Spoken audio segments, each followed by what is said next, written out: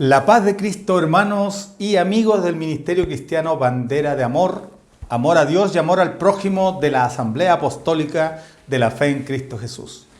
Seguimos adelante con nuestra serie de sermones sobre la divinidad y hoy nos vamos a abocar al tema el ministerio del Hijo.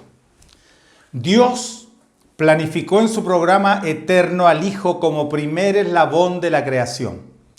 Siguiendo este patrón, creó a los demás. Llegó el tiempo de Dios y envió a su Hijo como centro del plan divino a realizar un ministerio específico con un principio y con un fin, que comenzó con el nacimiento de Cristo y terminará con el juicio del gran trono blanco. Después de este evento del trono blanco comienza la eternidad. En los primeros 30 años de su vida, Jesús cumplió una parte especial de su ministerio, pues Dios estaba en Cristo desde su concepción.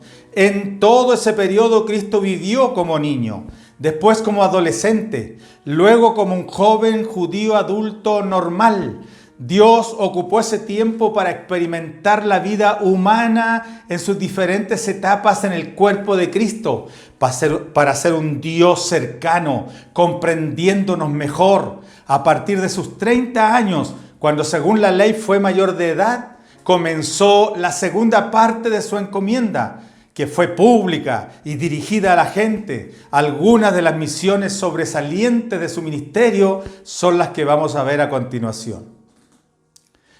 En su ministerio del Hijo, Jesús se dedicó a predicar. En Lucas 4:18 dice: el Espíritu del Señor está sobre mí, por cuanto me ha ungido para dar buenas nuevas a los pobres, a predicar.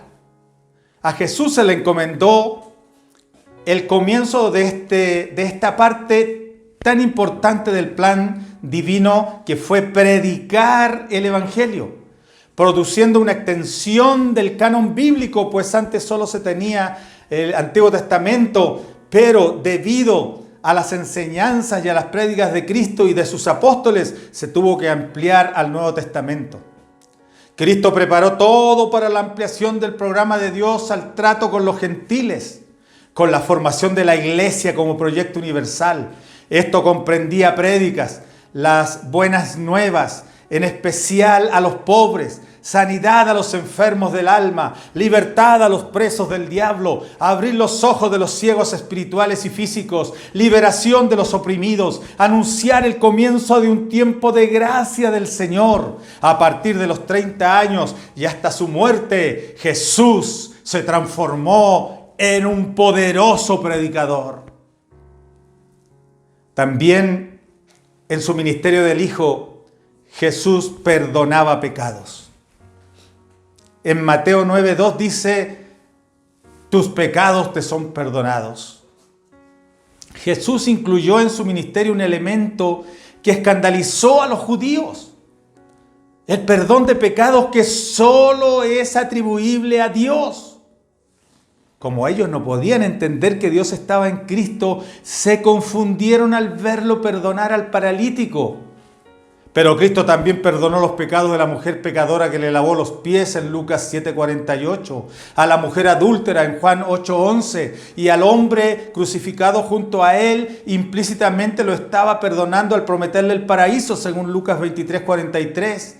Pero al no haber sangre derramada, no había ofrenda para la remisión de pecados, requisito que la justicia divina requiere según Hebreos 9:22. Este perdón se hizo efectivo cuando el sacrificio de Cristo en la cruz se realizó y fue aceptado por la justicia divina. En su ministerio terrenal como hijo, Jesús también le fue delegada la función de juez. En Juan 5:22, Jesús dijo: porque el Padre a nadie juzga, sino que todo el juicio ha dado al Hijo. El único que puede juzgar es Dios. Que le haya dado el juicio al Hijo significa que en Jesús está Dios manifestado en forma visible. Y en Él, en esa manifestación, Dios juzgará al mundo. Pablo da las razones de por qué el juicio se dio al Hijo. Él pregunta, ¿quién es el que condenará? Y responde, Jesús en la cruz murió, el que también resucitó y el que intercede por nosotros ante el Padre. Romanos 8:34. Estos méritos dan a Jesús la autoridad de ser juez de vivos y muertos, pues a través de él Dios preparó el camino de salvación para la humanidad. Quien rechace este beneficio merece ser juzgado por quien llevó el peso del sacrificio salvador y cargó con los pecados del mundo en la cruz. Dios juzgará por Jesucristo. Romanos 2:16. Pablo declaró a los hermanos de Roma y también a los hermanos de Atenas en Grecia, según Hechos 17:31, les aclaró la situación del juicio, diciendo que Dios, en su manifestación humana glorificada, realizará el juicio a las naciones, el juicio de obras en el tribunal de Cristo y el juicio del gran trono blanco, donde se manifestará la más absoluta justicia de Dios. Allí el Todopoderoso en Cristo considerará la situación de todos los hombres en todos los tiempos y dictará la sentencia, según Juan 5:27 y Hechos 10:42. En su ministerio terrenal, Jesús también mostró que tenía el poder para resucitar muertos. En San Juan 6:40 y Juan 6:44 dijo de Lázaro, yo le resucitaré en el día postrero. La resurrección es el milagro más grande del mundo. Jesús operó este ministerio en vida, resucitando al hijo de la viuda de Naín, Lucas 7:14 y 15, a la hija de Jairo en Marcos 5:41 y 42, y a Lázaro en Juan 11:43 y 44. También el día de su muerte, dice la Biblia que hubo diversas resurrecciones en Jerusalén en Mateo 27:52 y 53. Pero este ministerio no se ha terminado aún. Continuará. Cuando Él venga a arrebatar a su iglesia, los muertos en Cristo resucitarán primero, según 1 Tesalonicenses 4:16. Esto será por el don del Espíritu Santo que habita en nuestros corazones, según Romanos 8:11. Después resucitará a los santos de la ley, luego a los de la gran tribulación, después a los santos del milenio y finalmente a todos los injustos para el juicio del gran trono blanco. Todos los resucitados, para bien o para mal, serán despertados por Dios en Jesucristo nuestro Señor, según Juan 5:25 y Daniel 12:2. En su ministerio terrenal, Jesús también fungió como pastor. Juan 10:11, Jesús dijo, yo soy el buen pastor del Salmo 23, porque Jesús se desempeñó como pastor en su primera venida. Buscó a su rebaño, el pueblo de Israel, por las quebradas y montañas espirituales. Los quiso sacar de la religiosidad, de la tradición, de la hipocresía, del materialismo y la ceguera que impidió que lo reconocieran como el Mesías. Quiso curar sus heridas, sanar sus llagas, ungirlos con aceite, darles a beber aguas limpias y llevarlos a comer pastos verdes y maduros y volverlos del mal camino por donde se descarriaron. Él dijo, no soy enviado sino a las ovejas perdidas de la casa de Israel. Mateo 15:24. Cuando su propósito se frustró por el rechazo de los judíos, por la dureza del corazón de ellos, reunió un pequeño rebaño y murió por ellos como buen pastor. A la vez abrió las puertas para que entrara al redil otro rebaño, los convertidos gentiles, según San Juan 10:16, y se transformó así en pastor y obispo de nuestras almas, según 1 Pedro 2:25. Cristo estableció pastores en la iglesia para que velen por el rebaño, a quienes tomará cuenta por cada oveja que les ha confiado. Los que ejerzan un ministerio conforme al corazón de Dios, les premiará con coronas incorruptibles de gloria, porque Él fue y es pastor y sabe lo que significa ser un pastor fiel al llamado del príncipe de los pastores. Por eso premiará en forma especial a sus siervos que velan por el rebaño, según 1 Pedro 5:4. En su ministerio terrenal como hijo, también Jesús se presentó como el camino. En San Juan 14:6 dijo: yo soy el camino, la verdad y la vida, y nadie viene al Padre sino por mí.